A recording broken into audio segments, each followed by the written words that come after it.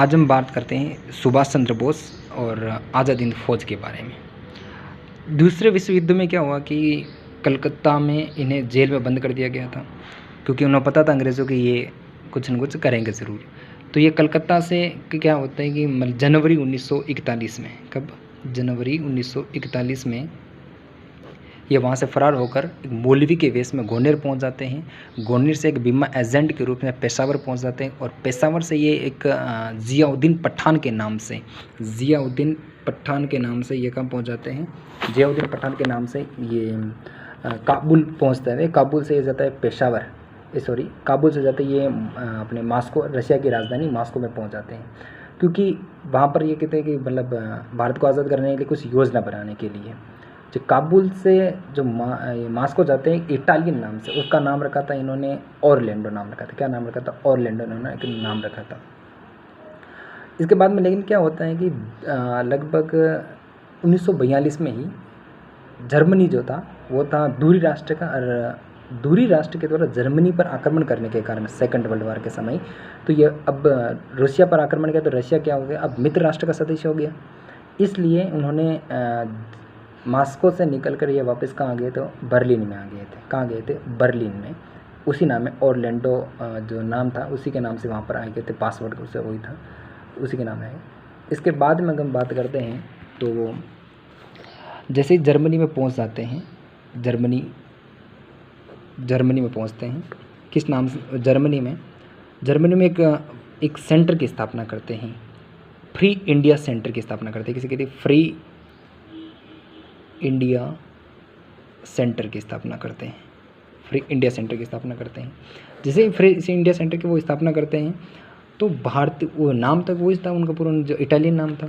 तो भारतीय लोगों ने वहाँ पर सुभाष चंद्र बोस को क्या लिया, पहचान लिया था। तो भारतीय लोगों ने क्या कहा था, क्वेश्चन भी हाल ही में पूछा था एक कंपटीशन में, भारतीय लोगों ने क्या पूछा है, क्या कहा कि तो हमारे क्या हैं, नेताजी हैं। क्या हैं? नेताजी हैं। तो याद रखना कि भारतीयों को नहीं, भारतीय लोगों ने ही जर्मनी में सर्वप्रथम, यानी कि बर्लिन, जर्मनी की राजधानी कहाँ है? बर्लिन में नेताजी की उपाधि दी गई थी। किसकी उपाधि दी गई थी? वो नेताजी की उपाधि दी गई थी। और यहाँ जब नेताजी की उपाधि दी सुभाष चंद्र बोस को, तो यहाँ पर जर्मनी में ही सर्वप्रथम जय हिंद का नारा दिया गया था। क्या दिया गया? सर्वप्रथम जय हिंद का जो नारा दिया था सुभाष चंद्र बोस ने, कहाँ से दिया था? यहीं से, जर्मनी में। अब जर्मनी में कुछ ज़्यादा देर रुक नहीं पाए, तो ये वहाँ से निकल गए थे फरवरी माह 1943 को। अब बर्लिन से सीधे कहाँ जा रहे हैं? जापान जाएंगे। कहाँ जाएंगे? जापान। ठीक है, जापान जाएंगे। एक यू बोट नामक एक जहाज़ था, यू बोट, क्या नाम था? यू बोट नामक एक जहाज़ था, उसके माध्यम से। और एक नाम क्या रखा था? जापान कब पहुंच गए थे, याद रखना, मई 1943 में। कब पहुंच गए थे? मई 1943 में पहुंच गए थे। और मई 1943 में वहाँ पर पहुंच गए। एक नाम रखा था इन्होंने, अब बर्लिन से जापान जा रहे तो नाम चेंज करे, क्या रखा था? मत्सुदा। क्या नाम रखा था? अपना नाम मत्सुदा नाम रखा था। मत्सुदा इन्होंने क्या नाम रखा? अपना नाम रखा था। आपको मैं एक बात, अब जापान चले गए तो जापान की हम कुछ बात करते हैं। जापान की बात करते हैं तो जापान में क्या हुआ कि जापान में इससे पहले 1941 में वहाँ पर कैप्टन मोहन जो सिंह था, उसके द्वारा एक आज़ाद हिंद फौज की स्थापना कर दी गई थी 1941 में। ठीक है, वो क्या होता है कि एक जापान में, तो जापान का एक मेजर था, उसका नाम था फुजियामा। किसके द्वारा? फुजियामा के प्रोत्साहन पर कर दी थी। कैप्टन मोहन सिंह ने वहाँ पर एक मलाया द्वीप था, उस मलाया द्वीप पर इसकी स्थापना की थी, आज़ाद हिंद फौज की स्थापना कर दी।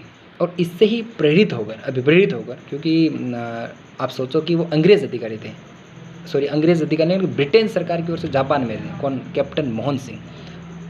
ब्रिटेन की सेना के जो भारतीय लोग ही थे, उन भारतीय मूल के ही थे वो, लेकिन ब्रिटेन की ओर से वहाँ पर युद्ध लड़ रहे थे।